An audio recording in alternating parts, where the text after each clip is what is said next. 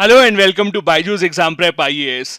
Before we begin today's daily quiz, just a reminder, tomorrow's class at 7:30 p.m. on our YouTube channel of Baiju's IAS in the Target Prelims 2022 crash course will be of Indian polity. This is the third class of Indian polity because the first two classes of the course were again of Indian polity. I hope that you have been attending all these classes. Do join us tomorrow as well at 7:30 p.m. live on our YouTube channel. Now, let's begin today's daily quiz with question number 1. Consider the following statements with regards to Delimitation Commission. Number 1. The Delimitation Commission is appointed by the Chief Election Commissioner. Second, the Delimitation Commission is an independent body constituted under Article 82 after the Parliament enacted a Delimitation Act after census. Third, there was no delimitation after the 1981 and 1991 censuses.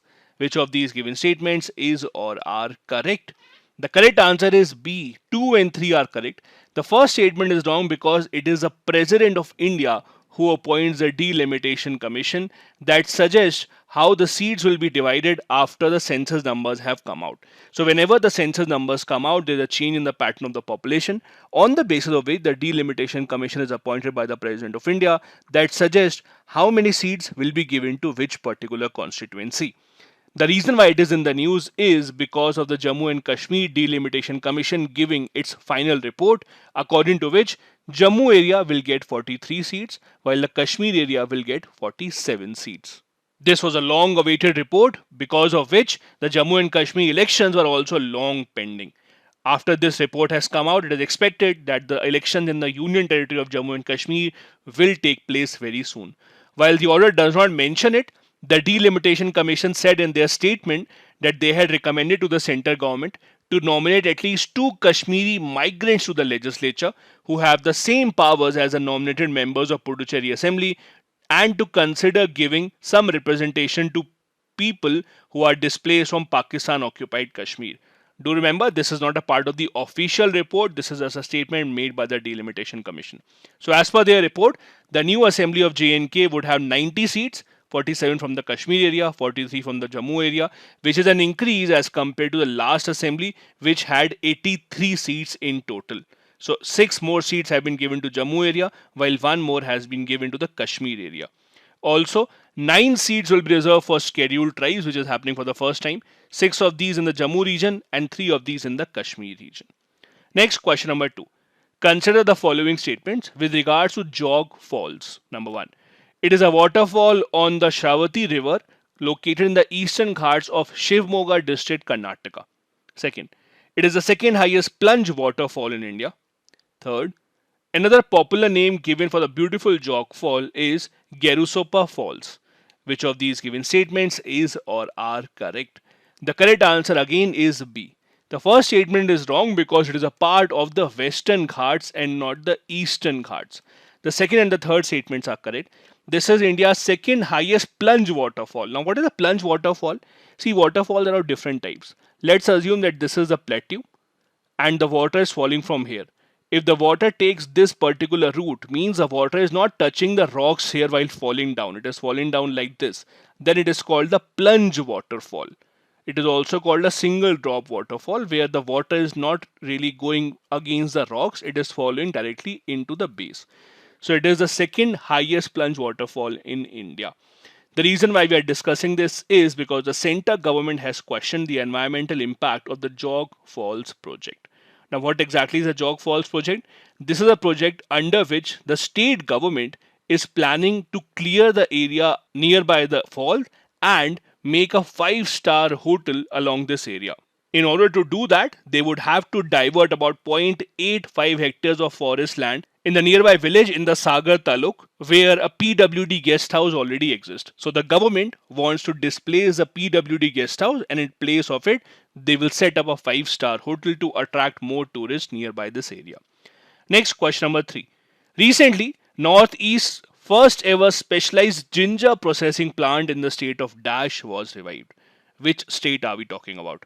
Assam, Tripura, Meghalaya or Nagaland? The correct answer here is C. It was in the state of Meghalaya that the union government has now revived an old ginger processing plant. The reason why we are discussing something about ginger specifically is because the crop is in the news, because the farmers unfortunately are suffering because of the drop in the demand of ginger throughout the country, and which has resulted in a sharp decrease in the price of ginger. Ginger farmers, especially in the states of Kerala and Karnataka, are suffering due to a major harvest of ginger in the first week of April. They were hoping to get a better price, but more than 60% of the farmers are yet to harvest their crop due to the sharp fall in the price of the produce. A 60 kg bag of ginger, which used to be sold at 2300 rupees, was now sold at 1000 to 1100 rupees. So, as you can see, the price has dropped down to less than half, and that is why the ginger farmers specifically are suffering. Next, question number 4. The United Nations World Food Programme was founded in 1961 by number 1, WHO and UN General Assembly. Second, the Food and Agriculture Organization and the UN General Assembly. Third, FAO and WHO. And fourth, UNICEF and the UN General Assembly.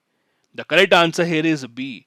It was the Food and Agriculture Organization and the UN General Assembly that came together to establish the United Nations World Food Programme.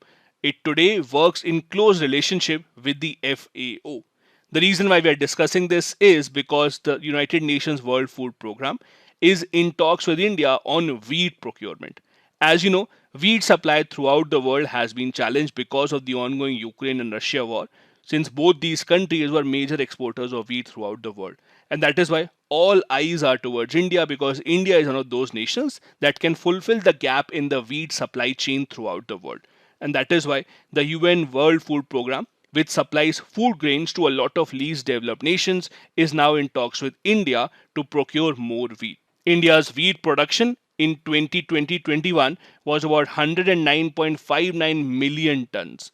The World Food Programme launched the 2022 Global Report on Food Crisis on Wednesday and mentioned that the world's most vulnerable population are at a risk, especially due to the ongoing war between Ukraine and Russia.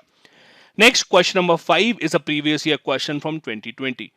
With the present state of development, artificial intelligence can effectively do which of the following? Number 1, bring down electricity consumption in industrial units. Second, create meaningful short stories and songs. Third, disease diagnosis. Fourth, text to speech conversion. Or 5, wireless transmission of electrical energy. The correct answer here is D. All these have been proven applications of artificial intelligence throughout the world in some place or the other. All these have been tried and tested and have successfully given results in some part of the world or the other.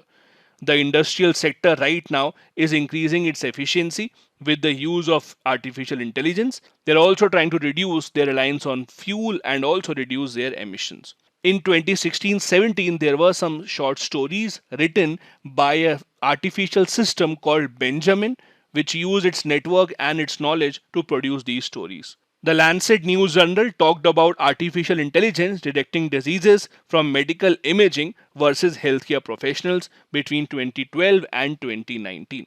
Amongst all these 5 applications, the one that you might also have used is text to speech conversion, which is done on your smartphone as well. And also, we have technology which has resulted in wireless power transfer with the use of artificial intelligence. So, all these 5 given statements are correct. Next, we have a fact of the day, and today we will be discussing about the current status of the Naga peace talks.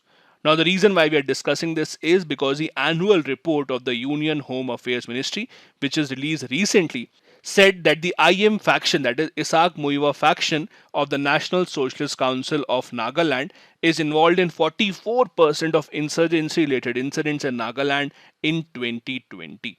Now, the unfortunate part is that since 2015, the union government has been in talks with the NSC and IM, and the peace negotiations are still ongoing. So the question is that if the peace negotiations are still ongoing, why is it that the group is resorting to violence even today? Now there's a very complex history to the Naga insurgency.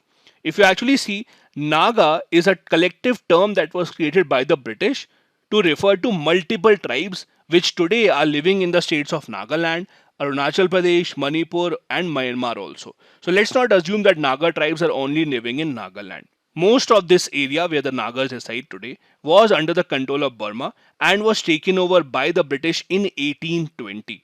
And as the British did with many parts of the country, the British introduced their own laws and forced the Nagas to adopt that over their customs and their traditional way of life, which grew the problem in that particular area. When the British decided to leave, the Nagas thought that this would also lead to their own independence. That is why the Naga leader Fizo declared the independence of Naga tribes one day before India's independence. So Nagas declared their independence on August 14, 1947 and started an underground insurgency movement demanding independence from India. This was led by the Naga federal government, which was an underground government, and their own Naga federal army. It was one of the most bloodiest conflicts that the Indian armed forces have had to face, which resulted in a lot of loss of life on both the sides. Because of the ongoing conflict, the Nagas, in fact, boycotted the Indian general elections in 1952 and in 1957 also. They were not ready to accept Indian constitution and had rejected India's sovereignty and wanted their own country to be formed. However, it was only in 1963 when the government of India formed the state of Nagaland that there was some normalcy that resumed in the area. Finally, it was in 1975 under the Shillong Accord that most leaders of these groups surrendered their arms and accepted the Indian constitution. However, the leaders who did not accept this formed another group called the NSCN, and they continued fighting against the Indian armed forces. This NSCN group was also divided into multiple parts based on their leader's ideology. The NSCN IM, that is NSCM Isaac Muiva, is a group that is demanding Greater Nagaland or Nagalim, which wants to extend Nagaland's borders to include Naga dominated areas in Assam, Manipur, and Arunachal Pradesh. They even want areas from the country of Myanmar where Nagas reside. Now, the latest update on the peace negotiations came in 2019-20. Now, it was said that the two sides have accepted each other's demands, but there are just a few things that still remain to be discussed. For example, the Nagas have been demanding that they want their own Naga flag and they want their own constitution. These are said to be the two major things on which the two sides cannot agree. In between this, the government of India also removed Mr. Ravi, who was an interlocutor of the talks for many years, and appointed the IB officer A.K. Mishra as a person mediating between the two sides. But the peace accord has still not been finalized, and it remains to be seen whether or not the group accepts what the Indian side is offering. This is it for today's daily quiz discussion. Thank you so much for watching the video.